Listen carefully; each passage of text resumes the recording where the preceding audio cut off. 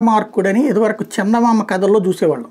ఆ కరెక్ట్‌గా అద్భుతమైనటువంటి ఆ శక్తి, ఆ కసి రఘురామకృష్ణరాజుకి సొంతం.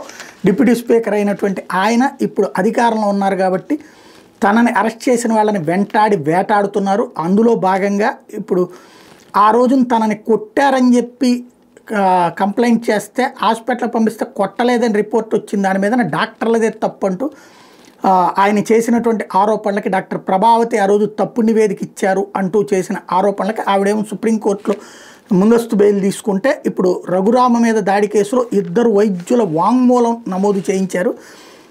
ఏదైతే అదనపు మ్యాజిస్ట్రేట్ కోర్టు న్యాయమూర్తి కే లత దగ్గర ప్రధాన నిందితుడు విశ్రాంత అదనపు ఎస్పీ విజయపాల్తో పాటు గుడివాడకి చెందిన కామెంపల్లి తులసిబాబును అరెస్ట్ చేయడం, ప్రకాశం జిల్లా ఎస్పీ దామోదర్ దర్యాప్తు పూర్తి చేస్తే గుంటూరు ప్రభుత్వ ఆసుపత్రిలో ఇప్పటిదాకా వైద్యులు తప్పు నివేదిక ఇచ్చారని రఘురామ్ ఫిర్యాదులో పేర్కొన్నాం. ఈ మేరకు ప్రభుత్వ ఆసుపత్రిలో నివేదిక ఇచ్చిన గుండె వైద్యులు డాక్టర్ బేతం రాజేంద్ర, మరో వైద్యులు డాక్టర్ సుంకుల శ్రీహర్ష వాళ్ళిద్దరూ తాము ఇచ్చినటువంటి నివేదికలు ఏంటి ఆ రోజున అది ఎట్లాగా ఇంటర్ప్రిట్ అయినాయి అన్నటువంటిది మ్యాజిస్ట్రేట్ దగ్గర చెప్పుకొచ్చారు. ఇప్పుడు దాని ఆధారంగా డాక్టర్ ప్రభావతి మీదన చర్యకి అడుగులు పడేటటువంటి అవకాశం కనబడుతోంది.